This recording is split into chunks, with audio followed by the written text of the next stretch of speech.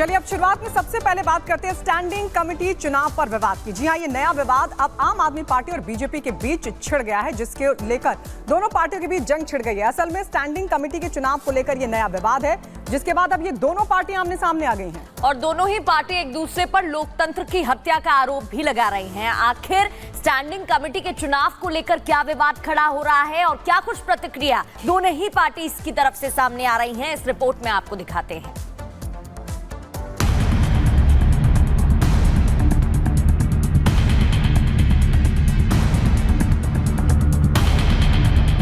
MCD पर नई घमासान, स्टैंडिंग कमेटी के चुनाव पर आर पार, उपराज्यपाल के आदेश पर नया बवाल,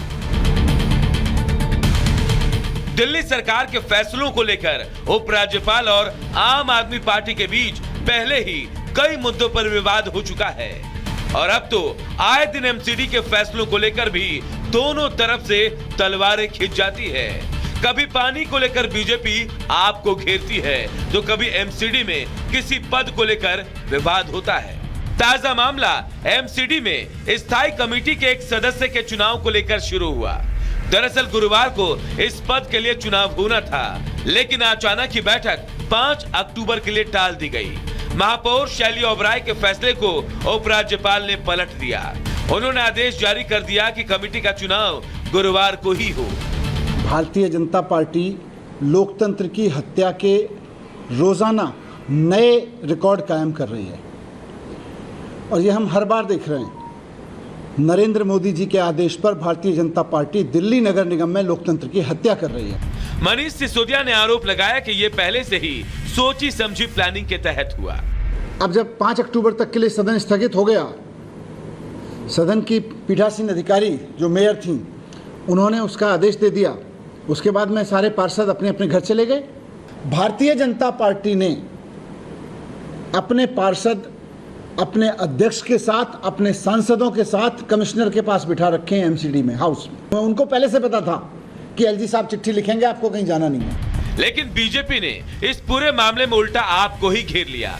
बीजेपी का आरोप था कि लोकतंत्र की हत्या आम आदमी पार्टी, अरविंद केजरीवाल और मनीष सिसोदिया कर रहे हैं। एक दलित व्यक्ति का हक ये लोग छीनने की कोशिश कर रहे हैं। स्थायी समिति का गठन हो जाता तो दिल्ली के विकास के काम होते, लेकिन इन्होंने दिल्ली के विकास पे काम नहीं करना। लोकतंत्र की हत्या तो ये खुद कर रहे हैं।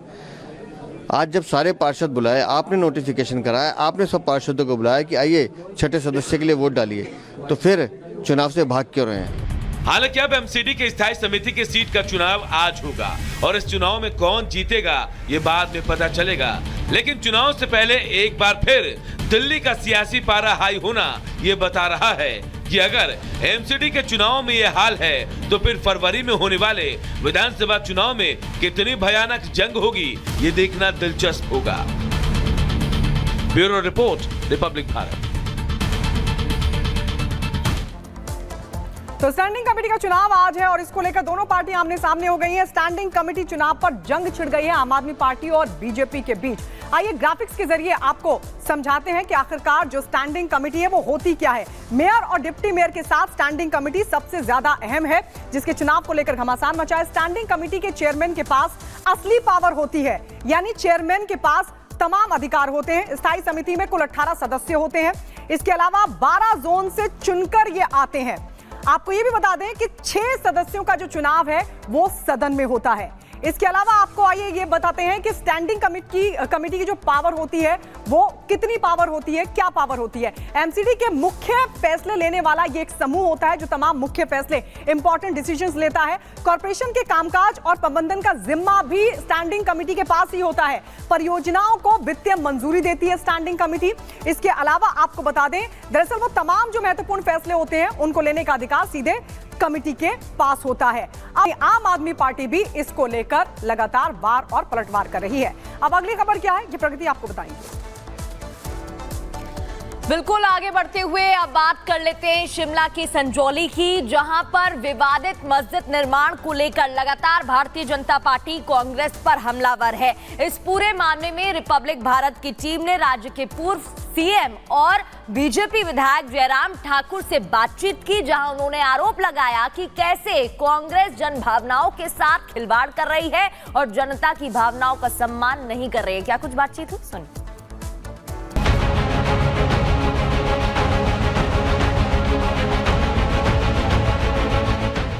संजौली मस्जिद पर फिर बढ़ा विवाद।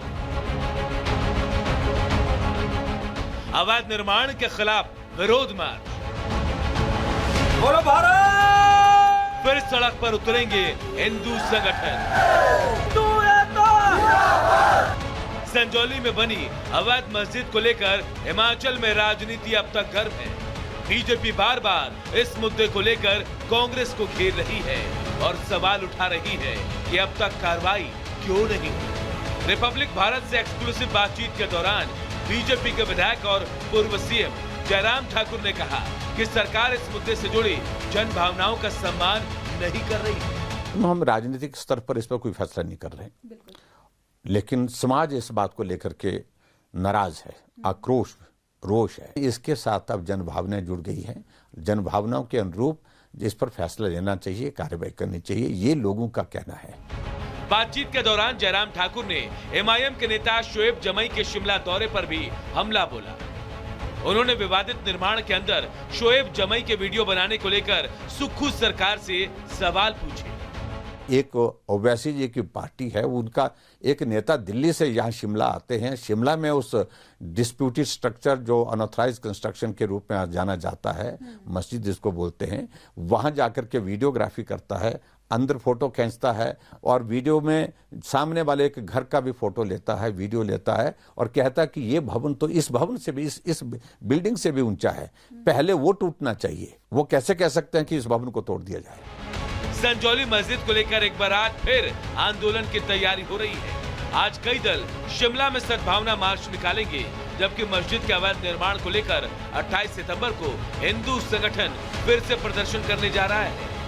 Bureau report, Republic Bharat. तो एक बार फिर से संजौली मामले में कई सवाल खड़े हो रहे हैं और ये अब विवाद वेरिफिकेशन पर आ गया है। ग्राफिक्स और पॉइंटर्स के जरिए आपको बताते हैं कि दरअसल शोएब जमई पर विवाद क्यों खड़ा हो रहा है। संजौली मस्जिद में फिलहाल नमाज पढ़ने की अनुमति, और इस पूरे मामले में आपको जानकारी दे दें कि फिलहाल नमाज पढ़ने की अनुमति दे दी गई है, लेकिन किसी भी बाहरी के यहां पर जाने पर मनाही है और बोल दिया गया है कोई भी बाहर का व्यक्ति नहीं आ सकता। आदेश के बाद भी विवादित ढांचे का दौरा किया जा रहा है, जबकि मना किया गया है। शोएब जमई ने दौरे का एक वीडियो भी बनाया, शेयर किया, मस्जिद के आसपास बनी इमारतों पर सवाल खड़े किए और इसी के बाद ये पूरा मामला बढ़ता दिखाई दिया। बाकी इमारतों पर भी बुलडोजर चलाने की बात तक कह डाली है उन्होंने। और चलिए बात करते हैं हिमाचल प्रदेश में नेम प्लेट को लेकर छिड़े घमासान की। असल में हिमाचल प्रदेश में रेस्टोरेंट मालिक, ढाबे मालिक, होटल मालिकों को जो आदेश दिया गया है, अब उसको लेकर घमासान मच गया है। दरअसल सरकार की तरफ से, हिमाचल सरकार की तरफ से नया आदेश दिया गया, निर्देश जारी किया गया है। इसमें सरकार के भीतर ही असंतोष देखने को मिल रहा है और सबसे बड़ी बात यह कि सरकार के मंत्री विक्रमादित्य इस पूरे मामले में फंसते हुए दिखाई दे रहे हैं। अब उनको आला कमान ने तलब कर लिया है, दिल्ली तलब कर लिया और आला कमान ने सीधा निर्देश उनको दिया कि वो किसी भी बयानबाजी से बचें। आपको याद होगा कि योगी आदित्यनाथ का ट्वीट उन्होंने रीट्वीट किया था। फिर कैसे घमासान मचा, इस रिपोर्ट में देखिए।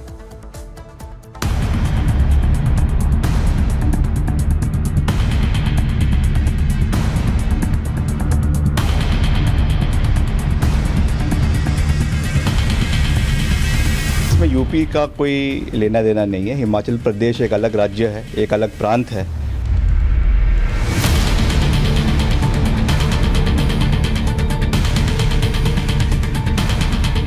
सुर बदले, सोच बदली, योगी मॉडल का तीर छोड़ा तो कांग्रेस में घमासान मच गया। हाय तौबा, ऐसा कि पूरी कांग्रेस दो धड़ों में बट गई। किसी ने विक्रमादित्य पर सवाल उठाए तो किसी ने हिमाचल की सुक्खू सरकार को कटघरे में लाकर खड़ा कर दिया।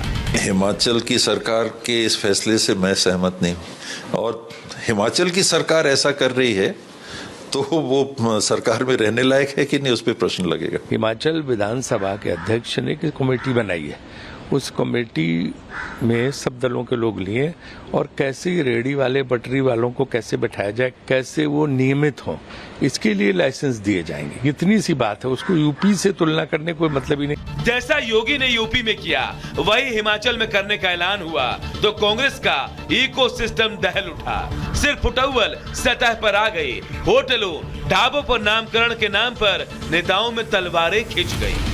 योगी मॉडल के विक्रमादित्य ने तारीफ की तो शिमला टू दिल्ली सियासी गर्मी बढ़ती दिखी। घर के अंदर मचे दो फाड़ से कांग्रेस हाईकमान भी बेचैन हो गया। हिमाचल के मंत्री ने योगी का खबर है। तो कमेटी बनाने का एक फैसला लिया गया जिसमें भारतीय जनता पार्टी के विधायक और कांग्रेस पार्टी के विधायक उस कमेटी में बतौर सदस्य शामिल होंगे। तो और इस विवाद को लेकर जो है वो अपनी एक रिपोर्ट सबमिट करेंगे, उसके बाद जो है ये इम्प्लीमेंट होगा। उनका ये जो बयान है वो मैं तो ऐसा कहूँगा कि व्यक्तिगत टिप्पणी है और व्यक्तिगत बयान है। उनसे तो जाहिर हुई कि वे पॉलिसी अच्छी है और उसमें योगी जी के जिक्र पर मुझे लगता है कि इतना बवाल नहीं खड़ा करना चाहिए। और मेरा तो ये मानना है कि विक्रमादित्य जी ने जो बात कही है उस पर उनको कायम रहना चाहिए, मजबूती के साथ खड़े रहना चाहिए। और सरकार ने अगर फैसला लिया है हिमाचल प्रदेश में कि जो वेंडर पॉलिसी को लागू करने का, तो मैं समझता हूं कि वो अच्छा कदम है। अब ऐसे में सवाल है कि क्या कांग्रेस के नेता ही हिमाचल प्रदेश में पार्टी की नैया डुबो रहे हैं, और अगर हां तो जब विक्रमादित्य कांग्रेस हाईकमान के सामने पेश होंगे तो उन पर क्या फैसला लिया जाएगा, इसका जवाब आने वाला वक्त ही देगा। Bureau report, Republic Bharat.